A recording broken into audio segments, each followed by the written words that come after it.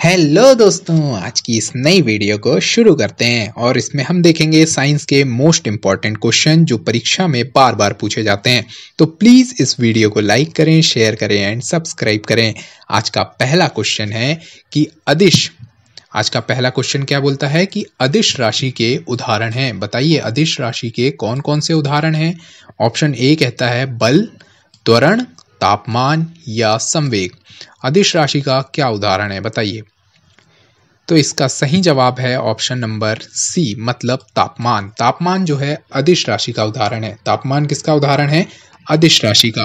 आज का second question क्या कहता है कि 1 माइक्रोमीटर किसके बराबर है। बताइए 1 माइक्रोमीटर किसके बराबर है। ऑप्शन नंबर ए है 10 की पावर 6 मीटर। ऑप्शन नंबर बी है 10 की पावर 6 मीटर, ये पावर में है, ठीक है। ऑप्शन नंबर सी कहता है 10 की पावर -3 मीटर और ऑप्शन नंबर डी कहता है 10 की पावर 3 मीटर। तो इसका सही जवाब क्या है बताइए प्लीज। 1 माइक्रोमीटर किसके बराबर है? तो 10 की पावर 6 मीटर। 10 की पावर कितनी? -6 मीटर के बराबर है। 1 माइक्रोमीटर 10 की पावर -6 मीटर के बराबर है। नेक्स्ट क्वेश्चन है कि निम्नलिखित में से कौन एक जड़ नहीं है। बताइए कौन सा एक जड़ नहीं है। क्या गाजर जड़ नहीं है, मूली जड़ नहीं है, आलू जड़ नहीं है या फिर सलजम जड़ नहीं है बोला है। हाँ, क्वेश्चन नंबर थर्ड क्या है? कौन सा एक जड़ नहीं है। तो इसका सही जवाब है ऑप्शन नंबर सी, आलू। आलू क्या है? तना है। बाकी सब क्या है? जड़ है। मतलब गाजर भी जड़ है, मूली भी जड़ है और सलजम भी जड़ है। आलू जो है वो एक तना है। इसे हम क्या करते हैं? खाने में प्रयोग करते हैं। इन्हें हम खाने में प्रयोग करते हैं। सभी चीज़ों को खाने में ही प्रयोग किया जाता है, लेकिन आलू क्या है? एक तना है। क्वेश्चन नंबर 4 है कि गतिज ऊर्जा और स्थितिज ऊर्जा की सम्मिलित ऊर्जा को क्या कहते हैं। बहुत इंपॉर्टेंट क्वेश्चन है कि गतिज ऊर्जा और स्थितिज ऊर्जा के सम्मिलित जो ऊर्जा है उसे क्या कहा जाता है। क्या ऊष्मीय ऊर्जा कहते हैं, प्रकाश ऊर्जा, यांत्रिक ऊर्जा या फिर नाभिकीय ऊर्जा। बताइए गतिज ऊर्जा और स्थितिज ऊर्जा के सम्मिलित रूप को क्या कहते हैं। तो इसके सम्मिलित रूप को कहते हैं यांत्रिक ऊर्जा। क्या कहते हैं? यांत्रिक ऊर्जा। नेक्स्ट क्वेश्चन नंबर 5 क्या कहता है कि निम्नलिखित में से कौन सर्वाहारी की श्रेणी में आता है। बताइए कौन सर्वाहारी की श्रेणी में आता है। शाकाहारी, मांसाहारी या फिर ए और बी दोनों जो है सर्वाहारी की श्रेणी में आते हैं। तो इसका सही जवाब है ए और बी दोनों किसकी श्रेणी में आते हैं? सर्वाहारी की श्रेणी में आते हैं। जो जंतु केवल पादप खाते हैं, क्या खाते हैं? पादप खाते हैं, उन्हें हम क्या कहते हैं? शाकाहारी। और जो केवल जंतुओं को खाते हैं उन्हें हम क्या कहते हैं? मांसाहारी।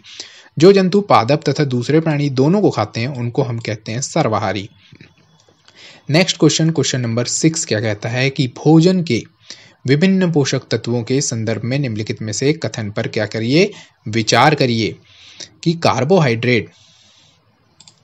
कार्बोहाइड्रेट तथा वसा हमारे शरीर को मुख्य रूप से ऊर्जा प्रदान करते हैं। प्रोटीन तथा खनिज लवण हमारे शरीर की वृद्धि तथा अनुरक्षण के लिए आवश्यक होते हैं। थर्ड नंबर पॉइंट क्या बोलता है कि विटामिन हमारे शरीर की रोगों से रक्षा करते हैं। तो कौन सा उपयुक्त में से सही है? पहला क्या बोला? कार्बोहाइड्रेट और वसा हमारे शरीर को मुख्य रूप से ऊर्जा प्रदान करते हैं। दूसरे नंबर पर कहता है कि प्रोटीन तथा खनिज लवण हमारे शरीर की वृद्धि तथा अनुरक्षण के लिए आवश्यक होते हैं। तीसरा पॉइंट बोलता है कि विटामिन जो है हमारे शरीर की रोगों से रक्षा करने में सहायता प्रदान करते हैं। इसमें से कौन सा सही है बताइए। तो इसका सही जवाब है ऑप्शन नंबर डी, मतलब ये तीनों बातें सही हैं। ये तीनों बातें कैसी हैं? सही हैं। नेक्स्ट क्वेश्चन है कि 7 नंबर क्वेश्चन क्या कहता है कि किसी पदार्थ के विलयन को गर्म करने से उसकी विलेयता निम्नलिखित में से क्या प्रभाव पड़ता है। किसी पदार्थ के आप विलयन को क्या कर रहे हैं? गर्म कर रहे हैं। क्या कर रहे हैं? गर्म कर रहे हैं। तो उसकी विलेयता पर क्या प्रभाव पड़ेगा बताइए। उसकी विलेयता बढ़ती है, घटती है, स्थिर रहती है या इनमें से कोई भी परिवर्तन नहीं होता है। तो इसका सही जवाब है ऑप्शन नंबर ए, मतलब उसकी विलेयता कैसी होगी? बढ़ेगी। अगर किसी पदार्थ को, किसी विलयन को आप क्या कर रहे हैं? गर्म करेंगे तो उसकी विलेयता में असर पड़ेगा और उसकी विलेयता बढ़ने लगेगी। नेक्स्ट क्वेश्चन है कि मधुमक्खियां फूलों से मकरकंद एकत्र करके इसे भंडारित करती हैं। क्यों बताइए? मधुमक्खियां फूलों से मकरंद एकत्र करके इसे भंडारित करती हैं, इसका कारण क्या है? क्या फूल और उसका मकरंद वर्ष में केवल कुछ ही समय तक उपलब्ध होते हैं या फिर मधुमक्खियों में अधिक शहद बनाने की क्या होती है? प्रवृत्ति होती है या फिर थर्ड पॉइंट कहता है सी नंबर, इसमें आलस्य की प्रवृत्ति होती है, किसमें? मधुमक्खियों में, और ऐसा करने से उन्हें खाने का भंडार एकत्र होने के बाद काम नहीं करना पड़ता। या फिर डी ऑप्शन कहता है कि उपयुक्त में से सभी। तो कौन सा सही ऑप्शन है कि मधुमक्खियां फूलों से मकरंद एकत्र करके इसे भंडारित करती हैं? तो इसका सही ऑप्शन है ऑप्शन नंबर ए। फूल और उनका मकरंद वर्ष में केवल कुछ ही समय तक क्या होते हैं? उपलब्ध रहते हैं, इसलिए वह पूरा इकट्ठे से एकत्रित कर लेती है। क्वेश्चन नंबर 9 कहता है कि मानव शरीर में धीमी वृद्धि निम्नलिखित में से किस कमी के कारण होती है? किस कमी के कारण जो है मानव शरीर का विकास ये धीमी वृद्धि होती है? क्या विटामिन की कमी के कारण धीमी वृद्धि होती है? प्रोटीन, ऑप्शन सी है वसा, या फिर उपयुक्त में से कोई नहीं?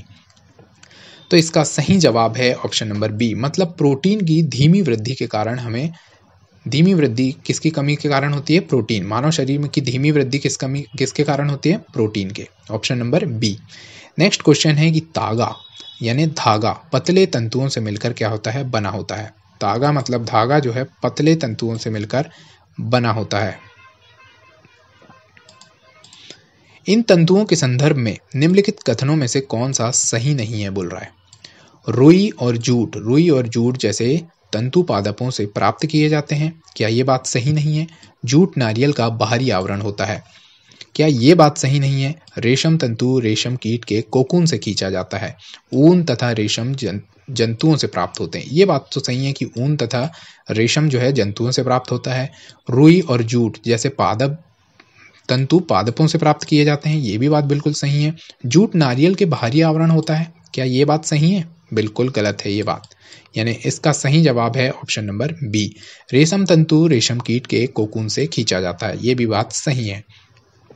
यानी धागा पतले तंतुओं से मिलकर बना होता है, लेकिन जूट जो है नारियल का बाहरी आवरण होता है, ये बात गलत है इस प्रश्न के अनुसार। क्वेश्चन नंबर 11 क्या कहता है कि निम्नलिखित पर विचार कीजिए, यानी फ्लैक्स, पॉलिस्टर, नायलॉन, एक्रिलिक और रेशम उपयुक्त तंतुओं में से कौन से संश्लिष्ट तंतु का उदाहरण है? बताइए इन पांचों में से कौन सा जो संश्लिष्ट तंतु है उसका उदाहरण है?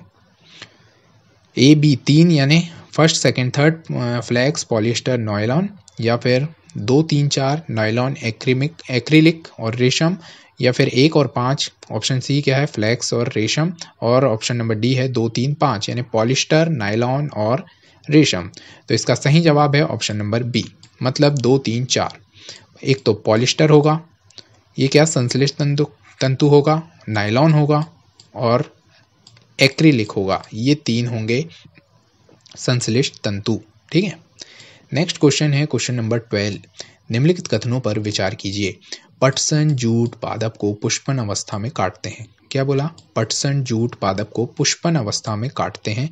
पटसन के तंतु को कुछ दिनों तक जल में डुबोकर रखा जा सकता है। रेशम, थर्ड पॉइंट है कि रेशम से तागा बनाने की प्रक्रिया को क्या कहते हैं? कताई कहते हैं। इनमें से कौन सा सही है बताइए, कौन सा ऑप्शन सही है? तो इसमें जो 1 2 3 मतलब तीनों ऑप्शन क्या है? सही है। पटसन जूट पादप को पुष्पन अवस्था में काटते हैं, ये बात भी बिल्कुल सही है। पटसन के तंतु को कुछ दिनों तक जल में डुबोकर रखा जाता है, ये भी बात सही है। रेशम से तागा बनाने की प्रक्रिया को हम क्या कहते हैं? रेशम से तागा बनाने की प्रक्रिया को हम कताई कहते हैं। नेक्स्ट क्वेश्चन है कि झूले पर बैठी लड़की की गति होती है, झूले पर बैठी लड़की की गति क्या एक समान होती है, वृत्तीय होती है, असमान होती है, या फिर आवर्ती होती है? झूले पर बैठी लड़की की गति किस टाइप की होती है? झूले पर बैठी लड़की की गति किस प्रकार की होती है? तो झूले पर बैठी लड़की की गति होती है आवर्ती गति। झूले पर बैठी लड़की की गति कैसी होती है? आवर्ती गति होती है। आवर्ती गति यानी जब कोई पिंड एक निश्चित समय अंतराल में एक ही निश्चित पथ पर बार बार गति को क्या करता है? दोहराता है। यानी झूला ये बार बार इस गति को क्या कर रहा है? दोहरा रहा है। ये कौन सी गति होगी? ये आवर्ती गति होगी, तो उसकी गति क्या कहेंगे? आवर्ती गति। नेक्स्ट क्वेश्चन क्या कहता है? क्वेश्चन नंबर 14, निम्नलिखित पर विचार कीजिए कि ऑक्सीजन, सिरका, मिट्टी का तेल और नींबू का रस कौन जो है जल में विलेय है? कौन सा तेल जो है जल में विलेय है?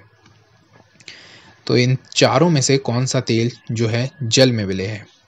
तो देखिए इसका सही जवाब है 1 2 4, मतलब ऑक्सीजन भी जो है जल में विलेय है, सिरका भी जल में विलेय है और नींबू का रस जो है वो भी जल में विलेय है, लेकिन मिट्टी का तेल जो है वो जल में विलेय नहीं है। क्वेश्चन नंबर 15 क्या कहता है कि निम्नलिखित कथनों पर फिर से विचार करना है आपको। विभिन्न प्रकार के पदार्थों के गुण भिन्न भिन्न होते हैं। क्या बोला? विभिन्न प्रकार के पदार्थों के गुण भिन्न भिन्न होते हैं। कुछ पदार्थ दिखावट में चमकदार होते हैं। ये बात तो सही है कि कुछ पदार्थ दिखावट में चमकदार होते हैं। सेकेंड पॉइंट है कि हमारे चारों ओर की वस्तुएं एक ही पदार्थ से बनी है। पदार्थों का उपयोग बहुत सी वस्तुओं के निर्माण में किया जा सकता है। ये बात गलत मुझे लग रही है कि हमारे चारों ओर की वस्तुएं एक ही पदार्थ से बनी है। ये बात गलत है। इसका सही ऑप्शन है ऑप्शन नंबर बी, मतलब ये बात क्या है? गलत है। उपयुक्त में से कौन सा कथन सत्य नहीं है कहा है? तो ये बी ऑप्शन जो है ये बात गलत है, यानी ये कथन क्या है? रॉन्ग है कि सभी हमारे चारों ओर की वस्तुएं जो हैं सभी एक ही पदार्थ से बिल्कुल नहीं बनी है। नेक्स्ट 16 नंबर का क्वेश्चन है कि पदार्थों के पृथक्करण के संदर्भ में निम्नलिखित में से विचार कीजिए। निष्पादन, निस्तारण और निस्यंदन उपयुक्त में से कौन से पृथक्करण की विधियां हैं? बताइए इन तीनों में से कौन सी जो है पृथक्करण की विधि है? निष्पादन, निस्तारण और निस्यंदन उपयुक्त में से तीनों जो हैं क्या है? पृथक्करण की विधि है। पृथक्करण की विधि कौन कौन सी है? निष्पादन भी है, निस्तारण भी है और निस्यंदन भी। ये तीनों क्या है? पृथक्करण की विधियां हैं। क्वेश्चन नंबर 17 है कि जिस विलयन में कोई पदार्थ एक सीमा के बाद और अधिक ना घोला जा सके ऐसा विलयन निम्नलिखित में से क्या कहा जाएगा? यानी कोई एक सीमा है उसके बाद जो है विलयन नहीं घुल सकता, उसको कैसा विलयन कहेंगे? संतृप्त विलयन, असंतृप्त विलयन, कोलाइडी विलयन या फिर जेल। जिस विलयन में कोई पदार्थ एक सीमा के बाद अधिक घोला ना जा सके तो ये क्या कहलाता है? तो ये कहलाता है संतृप्त विलयन। कैसा विलयन कहलाएगा? एक सीमा के बाद नहीं घुलेगा, वो है संतृप्त विलयन। नेक्स्ट क्वेश्चन है क्वेश्चन नंबर 18। निम्नलिखित पर विचार कीजिए कि कागज का जलना, दूध का दही बनना, नमक का पानी में घुलना और कुम्हार द्वारा मिट्टी के ढेर को बर्तन में बदलना कौन सी उत्क्रमित प्रक्रिया है? बताइए कौन सी उत्क्रमित किए जा सकते हैं, यानी उत्क्रमणीय प्रक्रिया कौन सी है? तो इसका सही जवाब है ऑप्शन नंबर डी, मतलब 3 और 4।